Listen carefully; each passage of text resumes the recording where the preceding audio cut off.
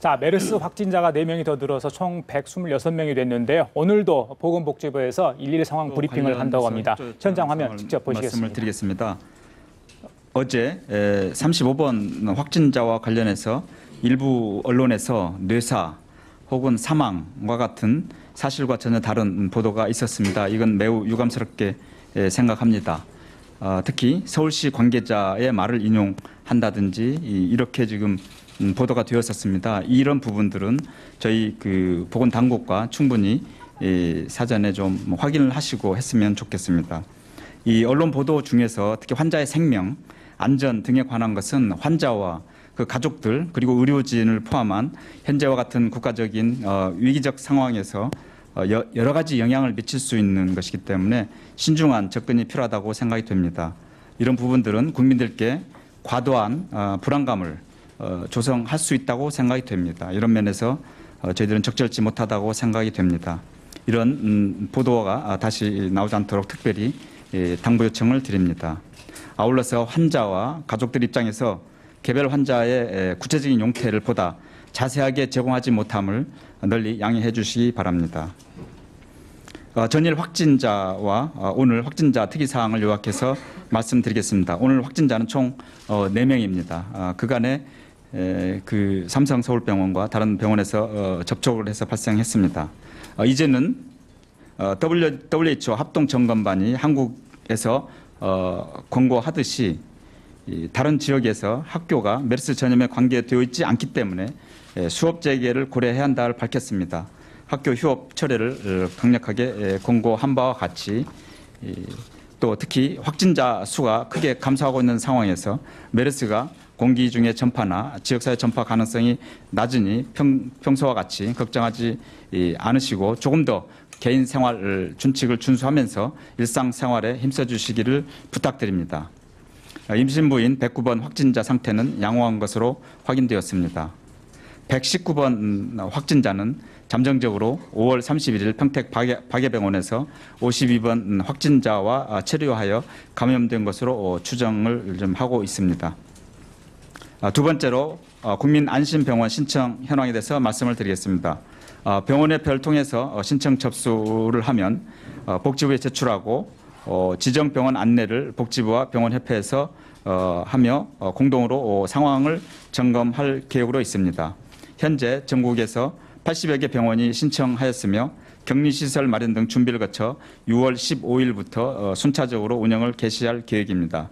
세부 명단은 1시에 공개하도록 하겠습니다. 다음 음압병상 관련입니다.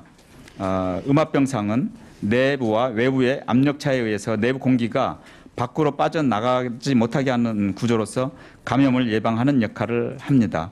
이를 위해서는 여러 가지 공조시설과 환기 시스템 그리고 전실, 병실 앞에 있는 전실입니다. 외부에서부터 그 병실로 들어가게 하는 통과하는 방을 전실이라고 하는데 이런 갖춘 병실입니다. 그래서 이런 임압 병실을 가지고 있는 곳의 치료병원은 환자도 안전하고 다른 질환으로 입원해 있는 환자분들에게도 안전한 그런 안전한 병원입니다. 현재 6월 11일 확진자 122명 중에 그 병상 수는 284개, 입원 환자 수는 141명으로서 구체적인 통계적인 자료는 별도로 배포하도록 하겠습니다. 관계부처 차관회의가 오늘 3시에 있게 됩니다.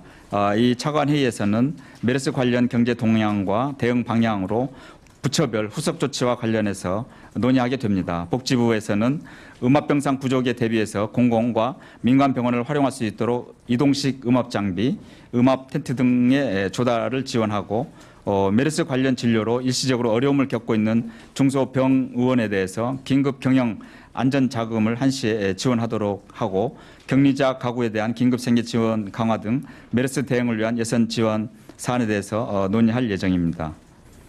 다음 환자에 대한 확진자에 대한 특이사항이나 이 환자의 상태에 대해서는 우리 정은경 센터장이 답변드리도록 하겠습니다.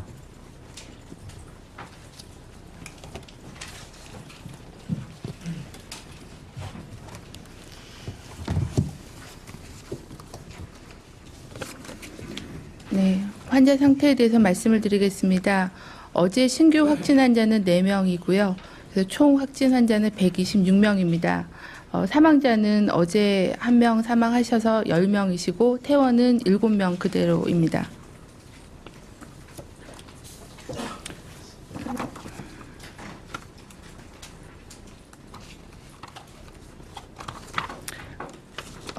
금일 확진된 환자 4명에 대해서 말씀을 드리겠습니다.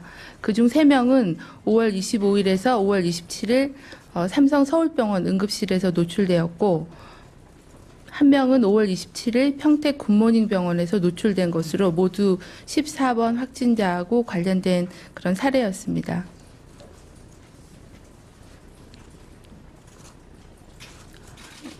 이상입니다. 질문 있으시면.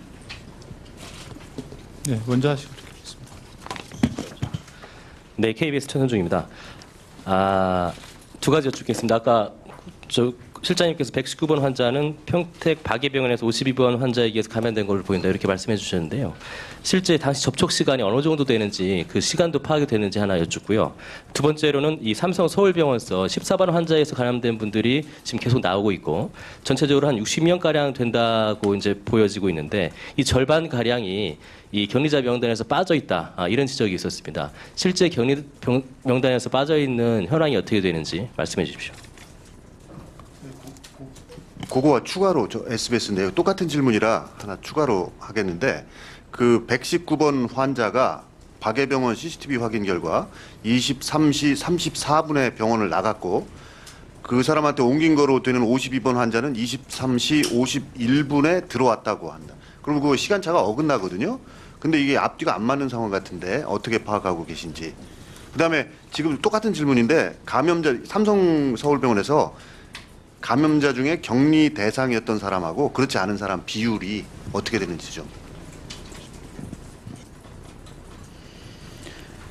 119번 환자에 대해서는 저희가 평택 박예병원에 가서 의무 기록이나 CCTV를 계속 확인을 하고 있습니다. 그 말씀하신 대로 CCTV에 잡혀 있는 그런 시간대들은 있는데 그 CCTV가 병원 전체에 설치되어 있는 것은 아니고 출입구 정도에만 설치가 되어 있는 상황이고 먼저 119번 환자가 진료를 받고 나가고 그리고